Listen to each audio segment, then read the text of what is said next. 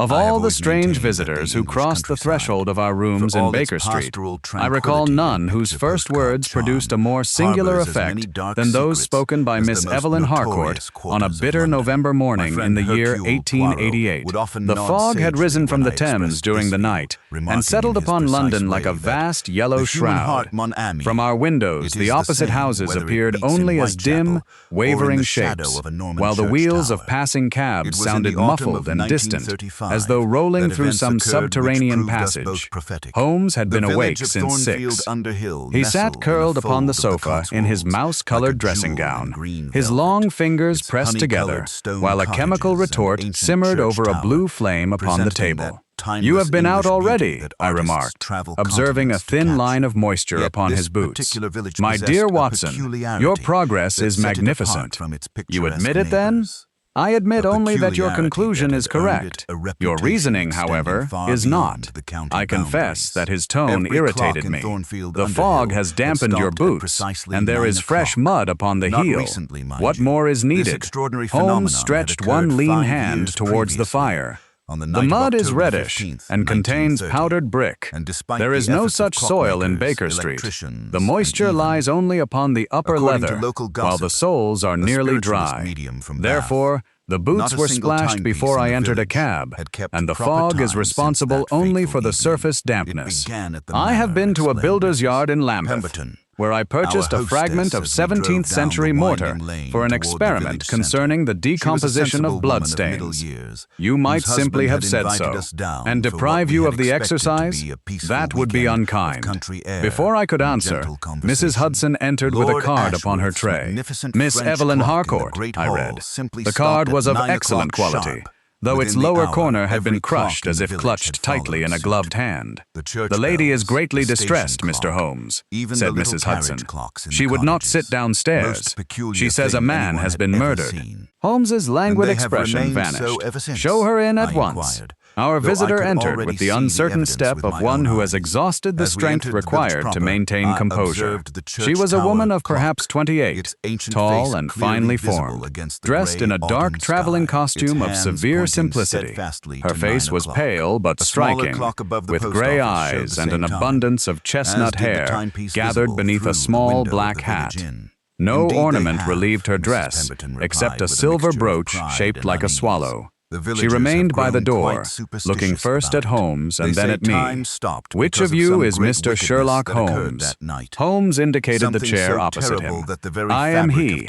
This is Dr. Watson, whose discretion is exceeded only by his loyalty. You may speak freely." The lady sat, but her hands trembled upon the handle of her umbrella. "Mr. Holmes, before I tell you what has happened, you must understand that I am not subject to visions. I have never fainted, never walked in my sleep, and never imagined voices or figures which were not there. People who suffer from delusions rarely begin by offering medical evidence against them," said Holmes. "That is already in your favor." She drew a sharp breath. "Last night, I saw myself standing beside a murdered man." Even Holmes did not immediately reply. The faint bubbling of the retort seemed suddenly loud in the room. "You saw a woman resembling you?" I suggested. "No, Dr. Watson, I saw myself." "Where?" "At Blackthorn House, near Hampstead Heath." At the mention of the place, Holmes's eyes narrowed slightly. "I know the name. The residence of Sir Claudius Blackthorn, the retired judge. He is my uncle, and the dead man, Mr. Adrian Vale, his private secretary." Holmes rose and extinguished the flame beneath the retort. "Begin at the beginning, Miss Harcourt. Omit nothing, however trivial it may appear." She looked towards the window, where the fog pressed like smoke against the glass. "I have lived with my uncle for 3 years. Sir Claudius is my mother's elder brother. He retired from the bench after an illness and has seldom left Blackthorn House since. The household is small. Besides my uncle and myself, there are Mr. Vale, Dr. Nathaniel Frost, who attends my uncle, Mrs. Brindle, the housekeeper, and 3 servants. Was Mr. Vale a trusted man? My uncle trusted him with everything: legal papers, correspondence, financial affairs.